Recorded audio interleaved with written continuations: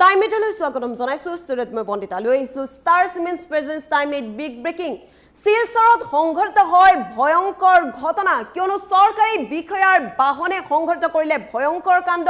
জানিব পৰা মতে এখন যাত্ৰীবাহী অটোত প্ৰচণ্ড খুন্দা মাৰে যাৰ ফলত যথেষ্ট পৰিমাণে আঘাতপ্ৰাপ্ত হয় অটো চালকগৰাকীৰ লগতে যাত্ৰী কিন্তু কথম পিহে প্ৰাণ ৰক্ষা পৰিছে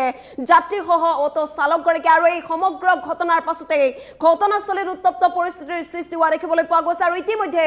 আটক কৰিছে চৰকাৰী বিষয়াৰ বাহনৰ চালকগৰাকীক লৈ মুহূৰ্তত সবিস্তাৰে এই খবৰ চৰকাৰী বিষয়াৰ বাহনে নিশা সংঘৰ্ষ কৰিলে ভয়ংকৰ কাণ্ড এবাৰ শিলচৰত সংঘৰ্ষ কৰিলে এক অতিকৈ ভয়ংকৰ ঘটনা সহকাৰী আয়ুক্তৰ চৰকাৰী বাহনৰ খুন্দা যাত্ৰীবাহী অটোত এখন যাত্ৰীবাহী অটোত প্ৰচণ্ড খুন্দা মাৰে বাহনখনে আৰু কোনোমতে প্ৰাণ ৰক্ষা অটো চালক আৰু যাত্ৰীগৰাকী কোনোমতে হে প্ৰাণ ৰক্ষা পৰে বুলি জানিব পৰা গৈছে আৰু ঘটনা মীমাংসাৰ বাবে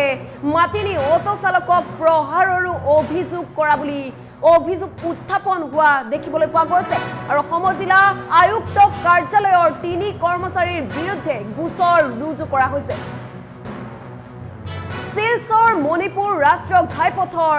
আৰকাতিপুৰত সংঘৰ্ষ হৈছে এই ভয়ংকৰ ঘটনা এইবাৰ চৰকাৰী বিষয়াৰ বাহনৰ খুন্দাতে এনে ধৰণৰ ঘটনা সংঘৰ্ষ হৈছে আৰু ঘটনাৰ উচিত তদন্তৰ দাবী উত্থাপন কৰিছে ভুক্তভোগী অটো চালকগৰাকীয়ে যেটো এখন যাত্ৰীবাহী অটো আছিল আৰু সেই যাত্ৰীবাহী অটোখনতে প্ৰচণ্ড জোৰেৰে খুন্দা মাৰে চৰকাৰী বিষয়াৰ বাহনে আৰু তাৰ পাছতে ঘটনাস্থলীত অতিকৈ উত্তপ্ত পৰিস্থিতিৰ সৃষ্টি হোৱা দেখিবলৈ পোৱা গৈছে নিশাৰ ভাগতে এনে ধৰণৰ ঘটনা সংঘটিত হয় উত্তপ্ত পৰিস্থিতিৰ সৃষ্টি হয় ইতিমধ্যে আৰক্ষীয়ে নিশাৰ ভাগতে আহি এই সমগ্ৰ ঘটনা সন্দৰ্ভত তদন্ত অব্যাহত ৰাখে চালকগৰাকীক আটক কৰিবলৈ সক্ষম হয় সোধপোছ অব্যাহত ৰাখে আৰু এই সমগ্ৰ ঘটনা সন্দৰ্ভত তদন্ত অব্যাহত ৰখা বুলি জানিব পৰা গৈছে কথমপিহে প্ৰাণ ৰক্ষা পৰিছে অটো চালকগৰাকীৰ লগতে যাত্ৰীসকলৰ যেটো যাত্ৰীও আছিল অটোখনত আৰু যাত্ৰীবাহী অটোখন গৈ থকা অৱস্থাতে এনে ধৰণৰ ভয়ংকৰ ঘটনা সংঘটিত হোৱা দেখিবলৈ পোৱা গৈছে কিয়নো এইবাৰ চৰকাৰী বিষয়াৰ বাহনে মহতিয়ালে প্ৰচণ্ড খুন্দা মাৰিলে এখন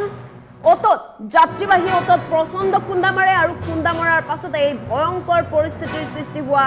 দেখিবলৈ পোৱা গৈছে নিশাৰ ভাগতে উত্তপ্ত হৈ পৰে পৰিস্থিতি ঘটনাস্থলীত উত্তপ্ত পৰিস্থিতিৰ সৃষ্টি হোৱা দেখিবলৈ পোৱা গৈছে আৰক্ষী আহি নিশাৰ ভাগতে পৰিস্থিতিৰ নিয়ন্ত্ৰণৰ বাবে চেষ্টা অব্যাহত ৰখা দেখিবলৈ পোৱা গৈছে আৰু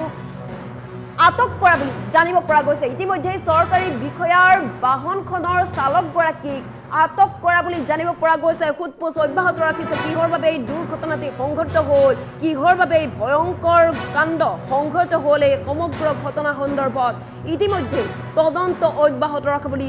জানিব পৰা গৈছে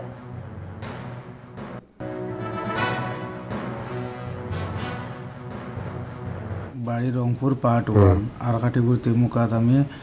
গাড়ি পার্কিং করি আর খরচ করাত আসলাম আর হঠাৎ করে ডিসির একটা গাড়ি লাল বোর্ড লাগাই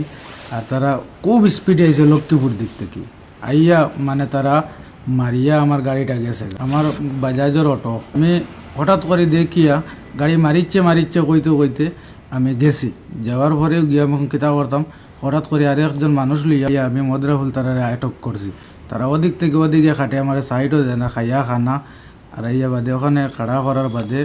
যাই হোক পুলিশ ডিপার্টমেন্টের মানুষ আইছে তারা আবার বাদে উঠে কইছে কিতা করতে কেস করতে নিজেও করতে আমরা কইছি না কম্প্রোমাইজ করি লিমু তারা কইছে তো কম্প্রোমাইজ করা তো করে তারা কইছে যে ঠিক আছে একটা রিটার্ন দিবার লাগি যাতে তারা আবার পরবর্তী কেস না করি তারা একজন পুলিশ কর্মীর লগে মানুষ আমারে দিছই মানে ওগুলো শেষ করবার লাগি তারা কইছে আউটপোস্ট হইয়া মানে ওগুলো কিয়া মানে শেষ করে দিলে তো তারা একজনে মানছে না তারা কইছে না মানে যে উকিল লাইব্রেরিতে লেখিয়া দিয়ে শেষ করতো হইয়া আইয়া তারা মানে ডাইরেক্ট আই গেছে আইয়া ডিসি অফিসে গাড়ি ঢুকাইয়া এনে সুর হইয়া আমার এখানে বডি তো মারছে মাথায় তুতামুখে মারিয়া আর গলার টিপা মারিয়া এখানে বেদনা করলিছে অত্যাচার বেজান করছে ড্রাইভারের জনের নাম কি অর্চুত আজারিকা মানে শুনছি অনেক কইছে একজনে জিজ্ঞাসা করছিল অর্চুত আজারিকা কইছে এখানে তো ডিসি অফিসের গাড়ি মানে এখানে পুলিশের একটা লাল বোর্ড লাগাই আর ডিসি অফিসের রাস্তা তারা কইছে অলরেডি এখানে ডিসি অফিসের গাড়ি তারা কইছে আমারে সুর কইয়া উল্টা মাইর দূর করে আর পুলিশ কর্মী একজন লগে আসলো তাই অন ডিউটি থাকা অবস্থা আমার উপরে অত্যাচার করটা বাদে আমি দৌড় মারি বাড়ি আইছি বাদে সারে আমারে লইয়া ও ডাইরেক্ট ইয়া তানাত ইজার দিকে বাদে আমার গাড়ি গুড়ি টানাইয়া আনিয়া ও তানাত তারা রাখছে যেটা আমি নিয়া বিচার চাইবার লাগে আমি তানাত একটা এফআইআর করছি মাল খাইয়া খানা তারা মাতিতেও পারে না কথা কইতো দাঁড়াইয়া কথাও কইতে পারেন না তারা যদি আইনের মানুষ হইয়া একটা ডিসির গাড়ি চালাইয়া যদি তারা যদি ইলা মাল খাইয়া গাড়ি চালায় তো অন্য মানুষে কীরকম ওগুলো আমরা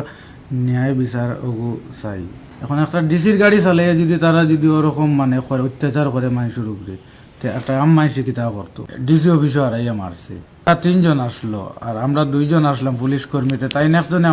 বাঁচাইতে পারেন না তারা 3 জন আমি একলা এডিসির গাড়ি তারাও কইছে